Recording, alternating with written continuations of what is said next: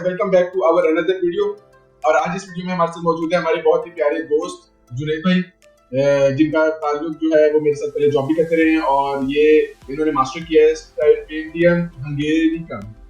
ये स्कॉलरशिप जी जी यहाँ से। तो ये आज हमें बताएंगे स्कॉलरशिप के बारे में। तो सबसे पहले हम आपका इंट्रोडक्शन के जो हमारे आवाम की पुरजोश फरमाइश पे तो हम इस स्कॉलरशिप के बारे में आज डिस्कशन करेंगे। तो पहले आप अपना इंट्रोडक्शन दें, फिर हम स्कॉलरशिप की तरफ चलते हैं।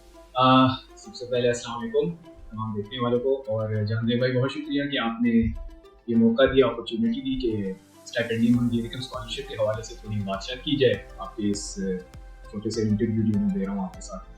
तो सबसे पहले अपना तारुफ मैं कराता हूँ वेरी ब्रीफली। मेरा नाम, जिस तरह आपने पहले फरमाया, जुनैद इसरार है और स्टाइपेंडियम हंगेरी स्कॉलरशिप पे मैंने अभी रिसेंटली हंगरी से बुदा यूनिवर्सिटी इन बुडापेस्ट मैंने मैकेट्रॉनिक्स इंजीनियरिंग में एमएससी अपनी कंप्लीट की। और उसके बाद अल्हम्दुलिल्लाह मुझे 2-3 जगहों से पीएचडी की ऑफर्स आ गई थी। तो उनमें से फिर मैंने इटली को सिलेक्ट किया, पॉलिटेक्निको दी टोरिनो मेरी यूनिवर्सिटी का नाम है, और उसमें मैं मटेरियल साइंस एंड इंजीनियरिंग में स्पेसिफिकली एडिटिव मैन्युफैक्चरिंग से रिलेटेड जो है ना एक प्रोजेक्ट पे मुझे स्कॉलरशिप, फुली फंडेड स्कॉलरशिप जो है ना मुझे अवार्ड हुआ। और इसके अलावा अगर प्रीवियस बैकग्राउंड देखा जाए तो मैंने अपना बैचलर्स नस से किया था, 2013 का मैं ग्रेजुएट हूँ। उसके बाद फिर जानदेव भाई के साथ ही कुछ अर्सा मैंने जॉब की थी एक प्रीमियर रिसर्च ऑर्गेनाइजेशन में, पीसीएस है आपके नाम से। उसके बाद अल्हम्दुलिल्लाह फिर मेरी स्कॉलरशिप होगी स्टाइपेंडियम के लिए, और उसके बाद फिर मैं यूरोप आ गया हूँ, अभी इधर इटली में जानदेव भाई का जूनियर ही हूँ। तो ये था थोड़ा बहुत मेरा तारुफ। अच्छा, तो मतलब जो अभी हमारे फ्रेश ग्रेजुएट्स हैं जिन्होंने अभी रिसेंटली बैचलर्स किया है और वो चाह रहे हैं कि इसी हंगरी में जो स्कॉलरशिप पे आप आए हैं वो अप्लाई करें, तो क्या प्रोसीजर अगर आप ब्रीफली बताएं कि ये स्टेप्स हैं, इसको फॉलो करते हुए आप ये स्कॉलरशिप सिक्योर कर सकते हैं, और उसमें डॉक्यूमेंट्स भी आप इंक्लूड कर दें, कौन कौन से डॉक्यूमेंट्स रिक्वायर्ड हैं। अच्छा जानदेव भाई, बड़ा ही इंपॉर्टेंट और अहम सवाल आपने पूछा है। देखें, सबसे पहले बात करते हैं कि कोई भी स्कॉलरशिप हो, चाहे वो स्टाइपेंडियम हो या कोई भी मतलब प्रोसेस के लिए अगर आप अप्लाई कर रहे हैं, उसके लिए चंद ऐसे दस्तावेज हैं जो कि आपने लाजमी जो है ना कंप्लीट करना है। एक तो आपके पास सीवी हो, प्रॉपर की सीवी आपने बनाई, ठीक हो गया, और एकेडमिक सीवी। एक होती है प्रोफेशनल सीवी, एक होती है एकेडमिक सीवी। कोशिश करें एकेडमिक सीवी के हिसाब से जो है ना आप बनाएं। हज़ारों आपको टेम्पलेट्स मिल जाएंगे, डिफरेंसेस भी आपको पता चल जाएंगे, गूगल छोटा सा गूगल सर्च पे आपको हर चीज़ मिल जाएगी। नहीं तो चैट जीपीटी या कोई भी एआई जो एक मेथड है उससे आप पता लगा सकते हैं। अच्छा, उसके अलावा कोई इंग्लिश प्रोफिशिएंसी सर्टिफिकेट लाजमी है। अगर आइट्स या टॉफल आपने किया हो ज़्यादा अच्छा, नहीं भी है तो एटलीस्ट इंग्लिश प्रोफिशिएंसी सर्टिफिकेट आपके पास लाजमी हो। अच्छा, इसके अलावा फिर जो बाकी जो डॉक्यूमेंट्स, आपका मैट्रिक एफएससी के जो डॉक्यूमेंट्स उसको आपने अटेस्ट कराया हुआ हो अपने बोर्ड से और आईपीसीसी से। और फिर जो अगर फॉर एग्जांपल आप एमएससी के लिए अप्लाई कर रहे हैं तो आपकी जो बैचलर्स की डिग्री है और जो ट्रांसक्रिप्ट है उसको आपने एचईसी अपने मुतालिका यूनिवर्सिटी और फिर एचईसी से भी आपने टेस्ट कराया। और फिर जब इंशाल्लाह बाहर जाएंगे तो मोफा वगैरह से भी जो है ना टेस्ट हो, बल्कि आजकल तो हॉस्टल का सीन है तो आप हॉस्टल भी आपको करना है। तो ये 3 ऐसे डॉक्यूमेंट्स है जो कि आपने लाजमी अपने पास रखे। और हाँ, last but not least passport तो आपके पास लाजमी, और एटलीस्ट उसमें 3-4 साल की वैलिडिटी हो। तो ये तो बात आ गई सर डॉक्यूमेंट्स के हवाले से। अच्छा, अब मेन जो बात है, जो आपने सवाल का दूसरा हिस्सा कि अप्लाई कैसे करें। अच्छा, स्टाइपेंडियम हंगेरी का एक बहुत ही एक स्मूथ प्रोसेस है अप्लाई करने का। सबसे पहले ये एडवर्टाइज होते हैं by the end of the year, नवंबर दिसंबर में एडवर्टाइज होते हैं, और ज्यादातर एचईसी की वेबसाइट पे ठीक हो या एचईसी के फेसबुक पे, एचईसी का फेसबुक पेज आप लाजमी फॉलो करिए। अच्छा, उसका तरीकाकार ये, अब इसमें जो है ना 2 रास्ते जो आपने इख्तियार किए। एक है एचईसी की वेबसाइट पे जो उनका स्कॉलरशिप फॉर्मेट है फॉरेन स्कॉलरशिप का, उसमें आपने जो है ना अपने मुतालिका डिटेल्स और वो फिल करके और जो भी डॉक्यूमेंट जैसे स्टेटमेंट ऑफ पर्पस हो गया और बाकी जो और डॉक्यूमेंटेशन है वो हमने साथ अटैच करके एक तो वो फॉर्म आपने सबमिट करना है। सेकेंडली जो सबसे इम्पोर्टेंट है कि साथ ही आपने टेम्पस फाउंडेशन जो कि स्टाइपेंडियम हंगेरी का ऑफिशियल फोरम है हंगरी का, उसकी वेबसाइट पे जाके आपने अपना अकाउंट बना के और उधर जो है ना अभी आपने simultaneously in parallel mid of January में तकरीबन इनकी डेडलाइन होती है, उससे पहले आपने वो फॉर्म किया। अच्छा, और जो टेम्पस फाउंडेशन का जो की जो वेबसाइट है उसमें जो ना आपने प्रेफरेंसेस भी देंगे कि आप कौन कौन सी यूनिवर्सिटीज या प्रोग्राम्स को आप किस तरह प्रेफरेंसेस देंगे। 2 प्रेफरेंसेस आपने दिए, ठीक हो गया। तो ये तो हो गया एप्लीकेशन का प्रोसेस। तो मतलब वो जो आपने आप मुझे बाद में इस इंटरव्यू के बाद मुझे लिंक दे देंगे, मैं लिंक के नीचे अटैच कर दूंगा ताकि आपको अगर आपने उसको वेबसाइट्स को देखना है तो आप इजीली उसको देख सकें।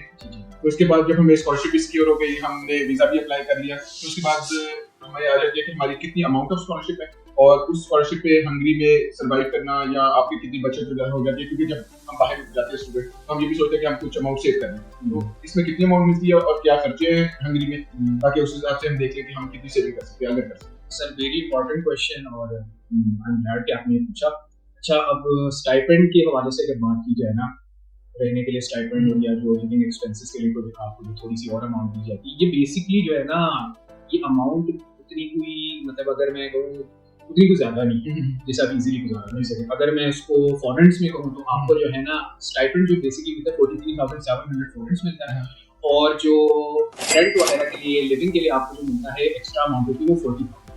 अच्छा, ये कुल मिला के आपको जो अमाउंट मिलती है तकरीबन 83,700। अगर इसको यूरो में कन्वर्ट कर लें फॉर एग्जांपल, या क्योंकि हमारी ऑडियंस मोस्टली पाकिस्तान से, अगर आपको पाकिस्तान में तो हमने ऑलरेडी कन्वर्ट किया होगा, जी तो कितने पाकिस्तान में ये अभी कर लेते हैं वो 2 मिनट। अब वो 83,700 अगर करें तो ये आपका जो है ना हो गया 257 यूरो हो गया, तो 257 यूरो हो गया। और एक सेकंड, इसको हम उसमें भी कर लेते हैं, रुपीस में कर लेते हैं, मतलब तकरीबन ये 1 लाख बच जाएगा। नहीं 1 लाख से कम होगा, मैं आपको एग्जैक्ट बताता हूँ। ठीक हो गया, अभी बता देते हैं सर। अच्छा, कितने हमने बताए थे? 83,000 सॉरी 257 यूरो, तो ये तकरीबन 84,600, मतलब 85,000। हाँ, मतलब ये वैसे इन कंपैरिजन सिर्फ आप लोगों के लिए कि यहाँ पे अगर हंगरी में आप इस स्कॉलरशिप अप्लाई करते हैं तो 257, अगर आप इन कंपैरिजन वो इटली को देखते हैं, और इटली में जिस तरह की हमारी रीजनल स्कॉलरशिप्स होती है जो मैं पहले बता चुका हूँ मास्टर स्टूडेंट्स के लिए, वो है अप्रोक्सीमेटली 500 to 600 यूरो। तो ये आप बाद में जो नेक्स्ट क्वेश्चन है कि इन कंपैरिजन देखिए आप इसको कैसे देखते हैं, तो ये हो गया कि हमें इतनी स्कॉलरशिप मिलती है वहाँ पे, और वहाँ के एक्सपेंसेस किस तरह आप मैनेज करते हैं, मतलब कितना एक्सपेंसेस हो जाता है, खाने का कितना हो जाता है, रेंट का कितना हो जाता है, ताकि आइडिया हो जाए कि हमें उसको कितना सेव हो जाएगा। अच्छा सर, सॉरी करेक्शन मैं करना चाह रहा हूँ, ये सॉरी पाकिस्तानी रुपए में बनता है तकरीबन 72। सॉरी मैं उसमें बता रहा था क्या कहते हैं फॉरेक्स में, तो पाकिस्तानी रुपीस में अगर पाकिस्तानी रुपीस के हिसाब से कन्वर्ट करेंगे, ठीक हो गया, तो ये तकरीबन आपका जो है ना ये 73,000 देना, 72 में से आप क्या बेचारे। तो सर हाँ, अब आ जाता है अगला सवाल जो आपने बड़ा इंपॉर्टेंट पूछा कि इधर अखराजात क्या है, फलान का किस तरह आप जो है रहना है, क्या टिप्स एंड ट्रिक्स है। अच्छा, डिपेंड करता है किस एरिया में आप रह रहे हैं, शहर में। अब फॉर एग्जांपल अगर बुडापेस्ट में, अब बुडापेस्ट जो है ना, बुडापेस्ट में थोड़े से अखराजात आपके ज्यादा होंगे, उसकी मेन रीजन है वहाँ रेंट्स थोड़े से ज्यादा हैं। तो वहाँ अगर फॉर एग्जांपल अगर आप एक शेयर्ड अपार्टमेंट में सिंगल रूम भी लेते हैं तो तकरीबन अगर आप फॉरेंस में इसको करें तो ये 70 to 80,000 के मिनिमम आपको लेना है, 70 to 80,000। तो इसको यूरो में अगर आप वो करें, अगर 75,000 भी करें तो ये आपका तकरीबन 150 से 200 यूरो। तो आपका जो है ना सीधा आपका रेंट ठीक हो गया, और आपकी टोटल स्टाइपेंड कितनी है, ये 200 250 यूरो, ठीक हो गया। तो आपकी इतनी अमाउंट तो सीधी रेंट में चली गई, तो ठीक हो गया। अब बाकी के अखराजात फिर लोग किस तरह वो कंप्लीट करते हैं, मतलब आपके 50-60 यूरो एक्स्ट्रा रह गए खाने पीने के लिए, तो वो इज नॉट इनफ, ठीक हो गया। 50-60 यूरो अगर आपके पास रह जाते हैं तो ये तकरीबन अगर फॉरेन में कर ले तो 15-20,000, ठीक है, इस तरह हो गया।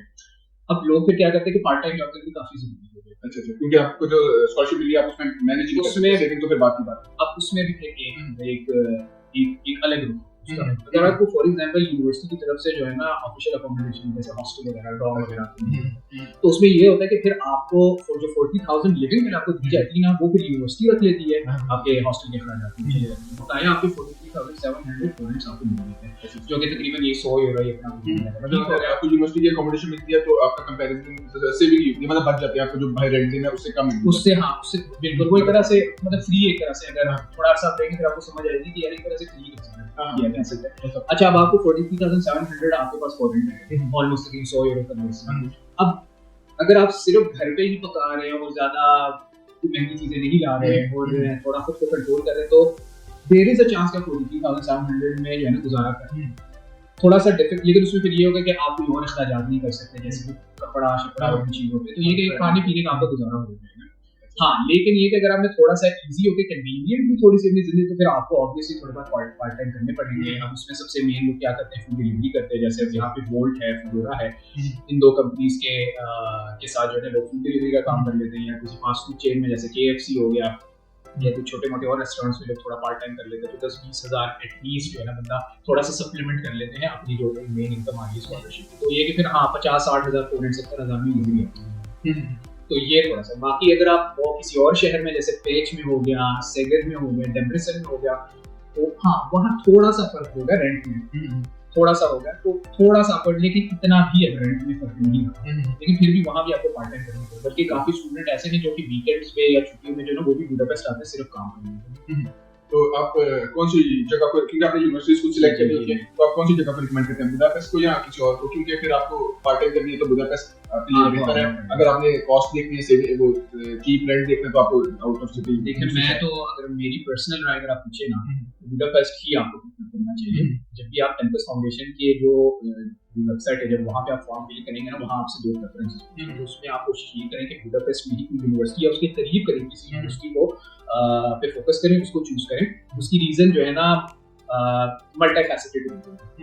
एक तो ये है कि बुडापेस्ट जो है ना टूरिस्ट सिटी है, इंटरनेशनल आवाम और ऑलमोस्ट हर बंदा किसी न किसी तरीके से इंग्लिश बोलता है, तो कम्युनिकेशन का इतना इशू नहीं होगा। किसी न किसी तरीके से आप कॉन्टेक्ट समझा देंगे दूसरे, स्पेशली लोकल्स को। जो यंग पॉपुलेशन है उनको तो तकरीबन सब बोलना चाहिए। तो एक तो ये होगा कि कम्युनिकेशन का इशू इतना नहीं होगा। सेकंड ये है कि इंटरनेशनल्स को किसी न किसी तरीके से पार्ट टाइम मिल जाती है, चाहे वो फूड डिलीवरी है, KFC हो, फलाना का, ठीक हो गया, तो वो जो ऑर्गेनाइजेशन है वो रख लेती है, ठीक हो गया। अच्छा, तीसरी बात ये है कि बुडापेस्ट में आपको फॉर एग्जांपल इंटर्नशिप्स मिलने के भी जो है ना अच्छे मौके हैं। ऑल्दो अब 2024 के बाद से जब से इन्होंने इमिग्रेशन के रूल्स थोड़े चेंज किए, तो कंपनीज थोड़ा सा अवॉइड करती हैं इंटरनेशनल्स को हायर करने, लेकिन फिर भी बुडापेस्ट में opportunities compare to the rest of the country थोड़े से ज्यादा हैं। तो ये भी जो है ना एक रीजन है कि आपको बुडापेस्ट पे फोकस करना है। अगर आपका गोल है बाद में प्रोफेशनल जॉब करने का, तो ये भी एक जो है ना एक वन ऑफ द रीजंस है जिसकी वजह से आपको बुडापेस्ट को ही फोकस करना चाहिए। तो जैसे कि आपको यहाँ रह के इटली में आइडिया भी हो गया होगा कि इटली का स्कॉलरशिप का क्या अमाउंट है, इटली में वीजा प्रोसेस क्या है, यहाँ के मास्टर स्टूडेंट किस डिफिकल्टीज कौन सी डिफिकल्टीज को फेस कर रहे हैं, और यहाँ आना कितना मुश्किल है, तो आपको थोड़ा आइडिया तो यहाँ पे हो गया होगा। तो आप क्या रिकमेंड करते हैं कि जो एक फ्रेश ग्रेजुएट है जिसने बैचलर किया है वो इटली को टारगेट करे, या जो आपकी वो स्कॉलरशिप? अच्छा, अब सीन ये बहुत अच्छा सवाल है, क्योंकि अगर मेरी राय पूछे ना, मैं इटली को भी गई बात है। एक बैचलर का स्टूडेंट अगर वो MS के लिए आ रहा है या फॉर एग्जांपल मास्टर्स का PhD के लिए आ रहा है, तो उसको इटली को ही टारगेट करना चाहिए। क्योंकि यहाँ ठीक है रेंट का थोड़ा सा है, लेकिन इतना स्टाइपेंड आपको मिल जाता है कि आपका रेंट भी निकल जाता है और अपने अखराजात भी आप निकाल लेते हैं। यहाँ 500 to 600 मिल गया तो अप्रॉक्सिमेटली 200-300 आपका रेंट पे चला जाता है, और 100-200 के बीच आपका खाने पीने में चला जाता है अगर आप इजी खर्चा करते हैं। तो फिर भी मतलब 500 तक मैक्सिमम एक्सपेंस जाता है, 100 पे भी आप सेव ही कर लेते हैं। तो आपको ट्रैवलिंग में वापस घर जाने में उसमें एक्सपेंस सेविंग कर लेते हैं। अच्छा, अब तो मैं तो ऑब्वियसली प्रेफर करूंगा, लेकिन अब कैच है, व्हाट्स द कैच? अब इशू ये है कि ये इशू जो है ना उनके लिए है जो साउथ एशिया साइड से, इंडिया, पाकिस्तान, बांग्लादेश वगैरह, अपॉइंटमेंट्स लेना काफी डिफिकल्ट है। खास तौर पे इटली की एम्बेसी में अपॉइंटमेंट मिलना बहुत डिफिकल्ट है, ठीक हो गया। तो उसकी वजह से लोग 1.5 साल, 2 साल, 3 साल भी जो है ना जाया हो जाते हैं। क्यों? क्योंकि उनको अपॉइंटमेंट्स ही नहीं मिलती, और अगर अपॉइंटमेंट पैसों पे भी खरीदे तो वो 4-4, 5-5 लाख की जो है एजेंट्स जो है अपॉइंटमेंट बेच लेते हैं। तो उस वजह से जो है ना फिर इटली को थोड़ा सा लोग से घबराते हैं। अच्छा, अब दूसरी बात आ जाती है हंगरी की। अब हंगरी में अगर आप स्टाइपेंडियम हंगेरियन स्कॉलरशिप के थ्रू अगर आपको अवार्ड मिल जाए, और अगर आपको स्कॉलरशिप अवार्ड मिलेगी तो अपॉइंटमेंट भी आपको मिल ही जानी है। ऐसा हो ही नहीं सकता आपके अपॉइंटमेंट ना हो, क्योंकि वहाँ रश नहीं है बहुत ज्यादा स्टूडेंट्स का, या एग्जैक्टली इतना रश भी नहीं है। सेकंड ये है कि उसमें आपको ईमेल करनी होती है कि भाई I am Stipendium scholarship and I will make an appointment for visa process, ठीक है। तो जब उनको पता चलता है कि भाई अच्छा आप स्टाइपेंडियम हंगेरियन स्कॉलरशिप आपको अवार्ड मिली है, तो वो आपको जो है ना रेफरेंशियल ट्रीटमेंट देते हैं। तो अपॉइंटमेंट का तो इशू है, and almost there is a 99.99% chance that you will get a visa, ठीक है। तो वीजा ग्रांट भी ऑलमोस्ट हो जाता है if you are stipendium Hungarian, if you have been awarded the stipendium Hungarian scholarship. अच्छा, दूसरी बात है अगर हाँ प्राइवेट स्टूडेंट हो तो वो 50-50, लेकिन वो चूंकि हमारा अभी क्या कहते हैं स्कोप ऑफ डिस्कशन से बाहर आ जाती है, वो तो हम उस पर डिस्कशन नहीं कर रहे। तो मेरी राय है कि आपको दोनों पर फोकस करना चाहिए। अगर इटली में आपको मिल जाता है तो आप इटली मूव करें, अगर नहीं है तो ये हंगरी की ये स्कॉलरशिप इज नॉट बैड। अब ये भी काफी कॉम्पिटिटिव है, अगर वैसे कंपटीशन में देखें तो मुझे लगता है कि इटली की यूनिवर्सिटी में मतलब एडमिशन सिक्योर करना इतना कॉम्पिटिटिव है एज कंपेयर टू वो आपकी जो स्कॉलरशिप है, नाम थोड़ा मुश्किल है उसको सिक्योर करना, वो थोड़ा मुश्किल है। हाँ, इनिशियली ये था कि लोगों को इतना पता नहीं था तो थोड़ा सा इजी था, ठीक हो गया, लेकिन जो अब लोगों को जो है ना आइडेंटिफाई सोशल मीडिया में तो खबर आपकी तरफ फैलती है, हर बंदे को पता है कि यार ये एक बहुत अच्छी अपॉर्चुनिटी है यूरोप में, तो अब इसमें जो है ना कंपटीशन भी बढ़ गया। हाँ, देखा जाए अगर आप इटली की रीजनल स्कॉलरशिप्स और उससे कंपेयर करें तो थोड़ा सा मुश्किल है, ठीक हो गया, लेकिन ये है कि इटली में जाके जो है ना ये एटलीस्ट स्टाइपेंड आता है, इटली में स्टाइपेंड मिलता है। और इसका एक सबसे इंपॉर्टेंट क्वेश्चन जो हमने मिस कर दिया वो ये है कि जब हम अप्लाई कर रहे होते हैं तो एक इंपॉर्टेंट चीज है हेड, तो जो हेड का टेस्ट है उसके आउटकम के ज्यादातर जो अप्लाई करें उनके हाइट में कुछ स्कोर आ गया होगा, वो अप्लाई देखते होंगे कि अब उनका एडमिशन होगा कि नहीं, तो अप्रोक्सीमेटली कितना स्कोर होना चाहिए out of 100, I think out of 100 marks होते हैं, तो कितना होना चाहिए जिसमें आप पूरी उम्मीद रख सकते हैं कि आपका एडमिशन हो जाएगा।